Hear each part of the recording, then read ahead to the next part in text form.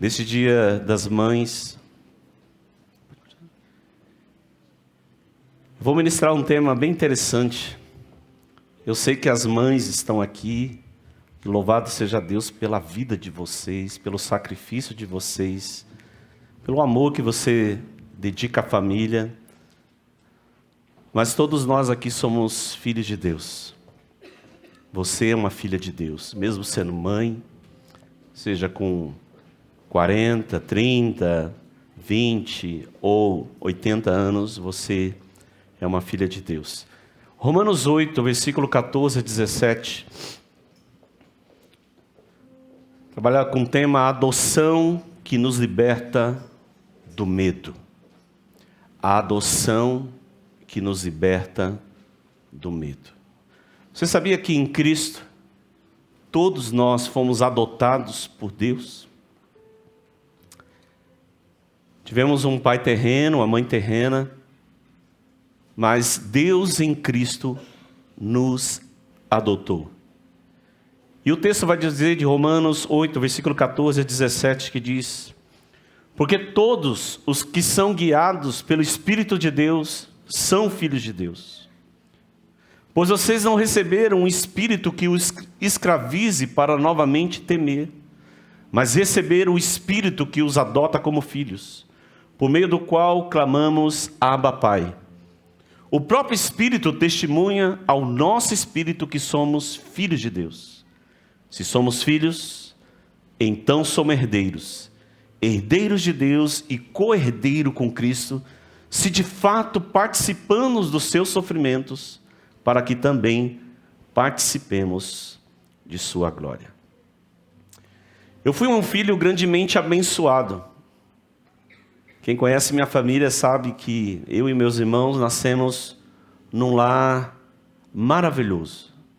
Pais amorosos, tementes a Deus. Meu pai é um pastor, que foi pastor durante 15 anos aqui, né? Veio para cá, renunciou tudo. Pegou o arado e não olhou para trás, veio para essa terra como pastor. Foi um homem grandemente usado por Deus. Minha mãe também, uma guerreira, e nós recebemos essa graça do Senhor. E eu louvo a Deus pela vida da minha mãe, do meu pai, louvo a Deus pela história que eu tive em Deus, e isso é graça do Senhor. Mas isso que me aconteceu hoje é raridade. São poucas famílias que são assim. Nós vivemos num mundo onde a família está sendo fragmentada, pessoas estão machucadas pela desintegração da família. Uma geração de orfandade. Muitos filhos órfãos de pais vivos, muitos filhos e filhas órfãos pelos acidentes, morte dos pais ou pelas circunstâncias da vida, e ainda outros, porém, são órfãos por causa do egoísmo, da ambição ou da rejeição de pais que não quiseram ser pais. Foram pais, mas não assumiram esse papel e muitas vezes rejeitaram seus filhos em orfanatos, foram adotados. E a realidade de muitas pessoas, eu conheço muitas pessoas aqui na igreja que foram adotados, né? E a adoção, eu vejo que ela é uma expressão, às vezes, até maior do que o amor que foi gerado, porque você está adotando alguém que não era o seu filho legítimo para se tornar alguém legítimo. E, biblicamente, judicialmente, isso é uma declaração de Deus. A justificação, a redenção por meio do sangue de Jesus, e também uma das obras maravilhosas da cruz é a nossa adoção como filhos de Deus. O salmista diz que os filhos são a herança do Senhor. E independente de tudo, independente da sua história, ou seja o que for, quando uma pessoa ela tem um encontro com Jesus, a sua realidade em Deus ela é completamente mudada e restaurada. Porque Deus, Ele nos adota como filho. E quando nós compreendemos essa verdade, essa realidade em nossas vidas, tudo muda e muda completamente a nossa vida. E a primeira observação que eu vejo no texto é que no versículo 14, Uma das maiores bênçãos recebidas da obra de Cristo é a nossa adoção como filho. O versículo 14 ele diz: porque todos, fala comigo, todos os que são guiados pelo Espírito de Deus são filhos de Deus. Todos aqueles que creram em seu nome, que tiveram um encontro pessoal com Jesus, que um dia receberam e foram nascidos de novo, vivificados no Espírito, tiveram um encontro genuíno com o Senhor, todos eles são filhos de Deus, nascidos de Deus, adotados pelo Senhor, participantes integrados à família de Deus, que é a igreja de Cristo. Todos. Se você um dia creu em Jesus de todo o teu coração, você foi selado com o espírito de adoção e recebido na família do Senhor. Você agora é um filho de Deus. Eles foram adotados como filhos do seu amor. 1 João 3, versículo 1, eu amo a mensagem e o linguajar de João, que ele é muito pessoal. Em 1 João 3, versículo 1, o apóstolo João, ele diz o seguinte: vejam como é grande o amor do Pai que nos concedeu, que fôssemos chamados filhos de Deus, o que de fato somos. Por isso o mundo não nos conhece, porque não o conheceu. O importante não é se o mundo o reconhece. Na verdade, o mundo não o reconhece. Porque hoje os nascidos de Deus não são deste mundo. Eles têm uma outra pátria, uma outra identidade, uma nova identidade.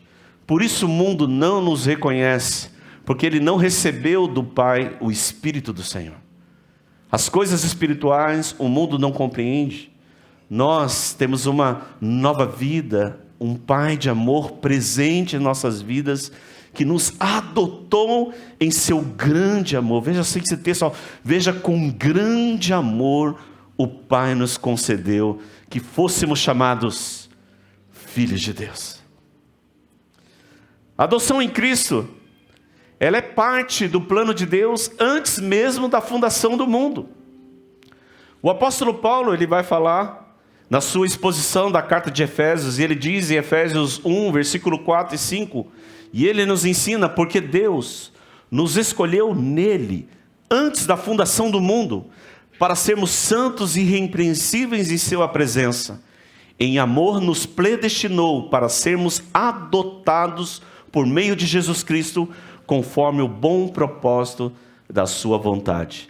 Antes de você nascer, antes da fundação do mundo, Deus em Cristo, Ele faz parte do plano de Deus nos adotar como filhos do seu amor. Não é lindo, querido? Na verdade, o pai e a mãe planejam, outros não planejam e vêm de acidente. Mas sabe de uma coisa, independente, todos que vieram a este mundo, vieram pela vontade do Senhor. E todos aqueles que receberam, que creram no Evangelho, Deus, antes de você nascer, Ele já estava escrito o seu nome no livro da vida. Aleluia! Que lindo, querido. A segunda verdade desse texto está no versículo 15, que diz que a adoção nos liberta da escravidão do medo. A gente vive num mundo de medo. As pessoas têm medo, ansiosas, em pânicos, perdidas. Mas o versículo 15 vai dizer que o amor de Deus nos liberta de todo o medo. E esse versículo, você vai perceber que ele é uma contraposição. É um paralelo entre a primeira parte e a segunda parte. Diz assim o versículo 15: pois vocês não receberam um espírito que os escravize novamente para temer, mas receberam o Espírito que os adota como filhos, por meio do qual clamamos, Abba, Pai. Vejam que a primeira parte do versículo diz: por vocês não receberam um Espírito, com letra minúscula. Esse Espírito não vem da parte do homem, não é coisa humana. Esse espírito com letra minúscula não é algo recebido do homem. O texto vai dizer, mas vocês receberam o Espírito, com letra maiúscula, que diz que os adota como filho. Nós não recebemos algo da parte de homens. O homem, com os seus paliativos, com tudo o que ele faz, ele não pode transformar um homem, uma pessoa, em um filho de Deus. Vocês não receberam esse Espírito foi dado pelo homem. Quando nós nascemos, recebemos o Espírito do homem humano e a natureza caída do pecado. Mas agora na nova vida em Cristo nós recebemos o Espírito de Deus, o Espírito do Senhor. Não somos mais escravos do medo, e o texto vai dizer, vocês não receberam esse Espírito para novamente temerem. E no contexto, o apóstolo Paulo, ele expõe 3 inimigos que nos escravizam, que são terríveis, que eram contra nós, que nos eram contrários. Se você vai em Romanos, logo no capítulo 8, versículo 1, ele vai dizer que Cristo nos libertou da condenação eterna. Todos nós estávamos condenados em nossos delitos e pecados, rejeitados, estragados por Deus, na justa condenação do Senhor. Todos nós ofendemos a sua santidade, estávamos separados de Deus. Mas agora, por meio de Cristo, quem está condenado é a condenação. Não nós, mas nós. Somos filhos do seu amor. E agora ele condena, na verdade, aquilo que era nos contrário. Porque nenhuma condenação há para aqueles que estão em Cristo Jesus. Não há mais condenação para nós, não há mais maldição sobre a sua vida. Toda maldição foi quebrada em Cristo Jesus. Não tem maldição hereditária, não tem pecados dos teus antepassados. Cristo rasgou a tua dívida, limpou completamente todos os teus pecados. Hoje você é livre do medo da condenação, amados. É uma nova vida, um novo tempo em Cristo Jesus. Ele nos libertou do medo da condenação eterna. Cristo nos libertou também do poder do pecado. Logo a seguir você vai ver no capítulo 8, o pecado que nos escravizava, que nos dominava, que era o nosso tutor, que estava sobre nós, e nós fazíamos a vontade do pecado, e tínhamos prazer em fazer a vontade do pecado. Mas quando recebemos o Espírito de Deus, não estamos mais sob o domínio do pecado. O Espírito de Deus nos dá poder para vencer o pecado. Nós podemos até pecar, mas isso não faz parte mais da nossa natureza. Somos filhos de Deus. Eu não sou mais escravo do medo, eu sou filho de Deus. Cristo nos libertou de todos os nossos medos. Medo do diabo. Quanta gente tem medo do diabo? Medo de Satanás. Meu Deus, você não tem que temer Satanás, você tem que temer ao Senhor. Medo do mundo, medo do que nos possa fazer um homem, do que os homens possam nos fazer, querido. Ninguém te toca se o Senhor não permitir. Jesus sabia disso. Ele lavou os pés de Judas, ele sabia de tudo. Mas estava escrito sobre aquilo, e ele não temeu o que lhe pode fazer um homem. Os apóstolos não temeram o que lhe podia fazer um homem. Quer nos prender? Nos prendam. Querem nos matar? Nos matem. Mas nós não nos calaremos diante do que temos visto e ouvido. Falaremos e continuaremos a falar do Senhor. Está aí as ameaças na mídia, porque não nos quer nos amordaçar. Nós não podemos mais nos posicionar. Medo, medo, medo. Querem te calar, querem te paralisar. O mal quer nos paralisar. Mas nós não temeremos o que nos possa fazer um homem. Disse Jesus: temei, pois, a Deus, que tem poder para mandar uma alma ao inferno ou colocá-la no céu. É Ele que nós devemos temer. E exatamente esse medo que você vai ver lá no pecado, quando o homem pecou. Culpa, vergonha e medo. O texto vai dizer lá em Gênesis que Deus tinha comunhão plena com o homem. Mas um dos frutos do pecado diz que na viração do dia, quando Deus sempre ia estar com o homem, quando viu os passos do Senhor, ele teve medo e se escondeu. Através do sangue de Jesus, a graça do Senhor nos convida a nos reaproximarmos dele. Não precisamos mais ter medo de Deus. Esse é o maior medo do homem, sabia? Medo de Deus. Tem que ter medo mesmo, porque nós estamos condenados por Ele. Nós estamos sob a sua mira e o seu castigo eterno, mas por causa de Cristo Ele nos adotou de filhos, de homens, filhos do diabo e condenados. Agora somos filhos do amor de Deus. Podemos nos aproximar ao trono da graça pelo sangue de Jesus.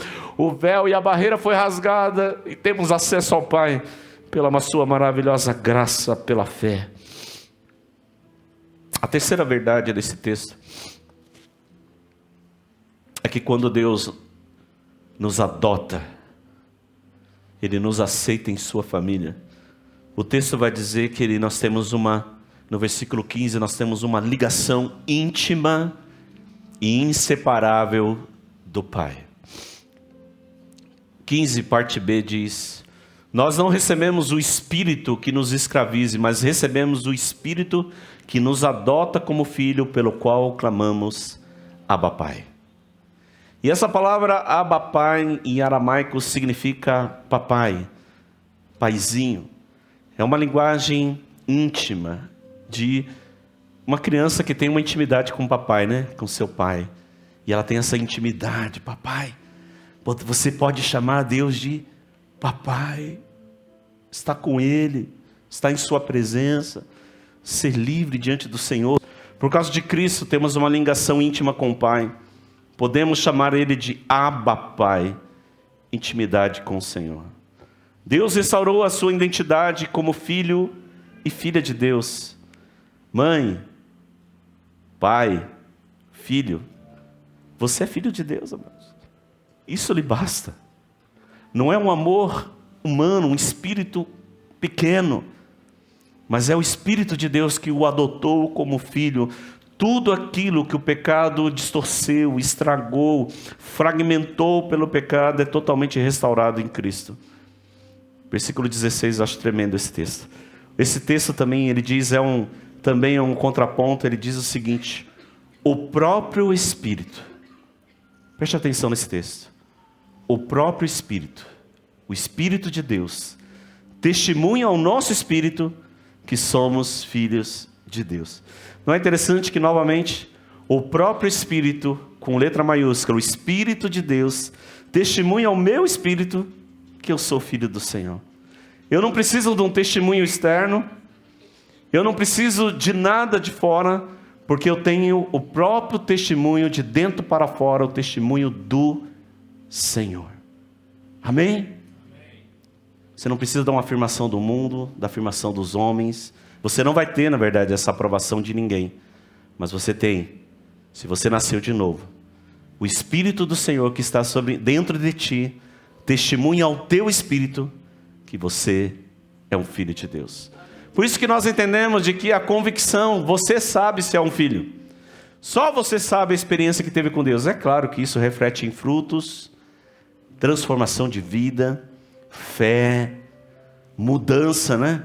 Arrependimento, mas com certeza o maior testemunho você tem dentro de si. E a quarta verdade que a gente vê nesse texto, no versículo 17, e aí receba essa de Deus, maravilhosa, conselho total do Senhor. Olha que lindo, além de filhos, o texto vai dizer que a quarta verdade que nós entendemos, se somos filhos de Deus, somos herdeiros, somos participantes de sua glória e dos seus sofrimentos. 17 diz: se somos filhos, então somos herdeiros de Deus e co-herdeiros com Cristo, se de fato participando dos seus sofrimentos, para que também participamos da sua glória. Sofrimento e glória são inseparáveis. Aleluia! Ah, pastor, mas eu sou um filho de Deus, por que tanto sofrimento? Glória e sofrimento andam juntos, são inseparáveis. Quem é filho de Deus vai ser perseguido, vai ser rejeitado pelo mundo. Você é adotado pelo Senhor, mas o mundo te rejeita. Ele te odeia. Ele não te reconhece. Você não presta para esse mundo. Você está estragado para este mundo. Você foi expelido por ele, rejeitado por ele, mas foi alcançado e abraçado pelo Senhor. Por isso que glória e sofrimento, se a gente vai ver o contexto de Romanos, Corinto, o próprio Paulo vai falar que os sofrimentos presentes não são para se comparar à glória eterna que há de ser revelada. Nós herdamos a glória de Cristo, a obediência de Cristo, a santidade de Cristo, a vida de Cristo, o amor de Cristo. Todas as bênçãos espirituais foram conquistadas por Cristo e dadas a você. Tudo o que é de Cristo é nosso, porque nós somos herdeiros de Cristo. E eu acho muito interessante essa questão do herdeiro. Herdar. Normalmente, os filhos herdam quando o pai ou a mãe morrem. Você herda naturalmente, por causa do sangue, por causa da sua identidade. Você herda tudo aquilo que era dos pais. E assim, o nosso pai, ele morreu pelos nossos pecados. E tudo aquilo que a cruz, o sangue de Cristo conquistou por nós, é nossa por direito. Nossa, glória a Deus. Tudo aquilo que Jesus conquistou na cruz agora é seu. É sua herança. Mas não somente as bondades, mas também participante dos seus sofrimentos. É uma identificação com Cristo. Mas pastor, você não conhece a minha condição. Estou aqui cheio de medos. Não sei o que fazer, as portas se fecharam, eu não tenho para onde ir, o dinheiro está acabando, não tem mais nada na conta, já fiz de tudo, não sei o que fazer. E eu quero dizer para você uma coisa, querido, se você é um filho de Deus, não importa o que você está passando, mas no final vai dar tudo certo. Pode ter certeza. Quando Deus nos adota, mano, Ele cuida da gente. Cuida demais. Cuida de maneira especial e poderosa. E ainda que nós viemos a morrer pelo sofrimento ou descer à sepultura, a Bíblia diz que aí sim nós receberemos a maior de todas as bênçãos.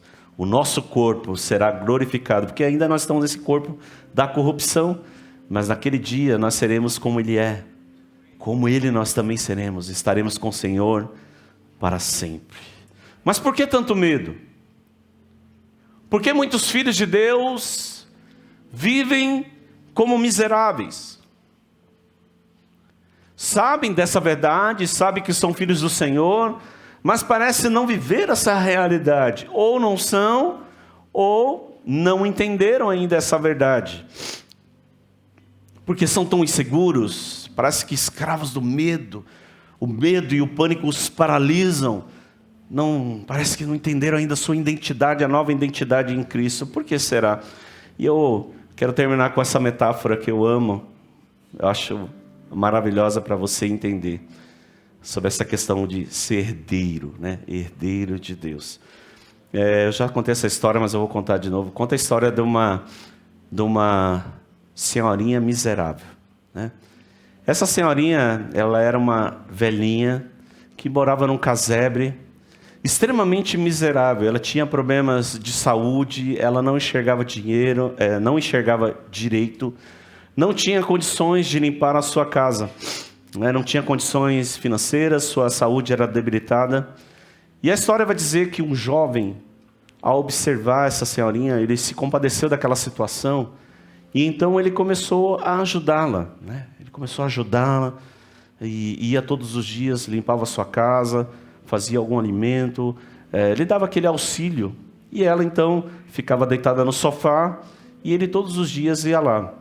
Certo dia, esse jovem está lá varrendo, né, a sala. Ó, já pegava a vassoura, né? Não gosta, né? Estava lá varrendo e tal, e ela deitada, sem conseguir se levantar. E ela varrendo e tal. E aquele jovem observou que havia um quadro lindo atrás dela, assim, um quadro igual esse aqui, ó, bem grande, né? Uma moldura maravilhosa. E ele observou que era estranho aquele quadro, que era com letras bem pequenininhas, assim, né? Muita coisa escrita. E não dava para ler. Então, ele perguntou para aquela senhorinha: olha, eu estou vendo esse quadro, o que é esse quadro aí? É bem interessante esse quadro, né? O que significa esse quadro? E aquela senhorinha então falou para ele: olha, esse quadro, ele era de uns amigos meus que eu trabalhei a vida toda para eles, né? Eu trabalhava servindo na casa e eu trabalhei a vida toda para eles. E quando eles morreram, eles deixaram esses escritos para mim. E como eu amava muito aqueles meus senhores, eu coloquei nesse quadro e eu coloquei na sala da minha casa para olhar e sempre lembrar deles. E aquele jovem ficou intrigado. Então, ele se aproximou do quadro e começou a ler aquele quadro. E quando ele olhou aquele quadro e começou a ler, os seus olhos se arregalaram e ele falou: uau! Aquela senhorinha miserável tinha uma herança maravilhosa que aquele casal deixou para ela. Era riquíssima, poderosa. Era um testamento. Só que ela não tomou posse daquilo que eles deram para ela. Muitas vezes, querido, os filhos de Deus, eles vivem numa vida miserável espiritual porque não entendem o testamento escrito por Deus. Todas as promessas, o pacto, a aliança de Deus está escrita num testamento para os filhos de Deus. Você precisa conhecer o conselho do Senhor para não viver uma vida miserável, conhecer a palavra de Deus e se apropriar dela pela fé. Tomar posse e entender que a sua realidade aqui há um testamento maravilhoso que foi escrita pelo próprio Senhor. Quer viver uma vida abundante? Conheça as Escrituras. Né, Ricardo? Yes! Conheça a palavra, conheça o testamento de Deus para que você viva uma vida plena, satisfeita, completa, riquíssima, abundante diante do Senhor. Termino com a palavra do apóstolo João, em 1 João 4, versículo 18. 1 João 4, versículo 18. O apóstolo João, ele diz sobre o medo. E ele diz o seguinte, coloca na tela para mim, querido. 1 João 4, versículo 18. No amor não há medo. Pelo contrário, o perfeito amor de Deus expulsa todo medo, porque o medo supõe um castigo, mas aquele que tem medo não está aperfeiçoado no amor. No amor não há medo. Eu não preciso mais temer. Eu sei que minha vida e a sua vida, que é um filho de Deus, está garantida em Cristo. Se Jesus voltar hoje, ou se eu morrer hoje, eu sei que meu destino está certo e traçado pelo Senhor. Se Cristo voltar hoje, eu sei que eu virei do meu Pai. Vinde bendito do meu Pai, possuí por herança o que vos está preparado desde a consumação do mundo. Eu sei que se Jesus voltar, eu não preciso temer e fugir de Deus, mas eu falei, glória a Deus, vinde bendito Senhor, Maranata. Ora vem Jesus, todo medo, todo pânico, todo pecado, todo castigo que era contra mim, por causa do grande amor de Deus, ele foi eliminado. E o João, ele diz, todo aquele que tem medo não está aperfeiçoado no amor. O amor é uma pessoa. O amor é a pessoa de Cristo. Se você ainda está com medo, precisa mergulhar no amor de Jesus e saber que Ele cuida de todos os detalhes da nossa vida. E o apelo para hoje à noite é que lance sobre Jesus os seus maiores medos, querido. Suas dores. Independente do Espírito, como você entrou em Cristo, é uma nova realidade. Aqueles que creem em Jesus são chamados filhos de Deus.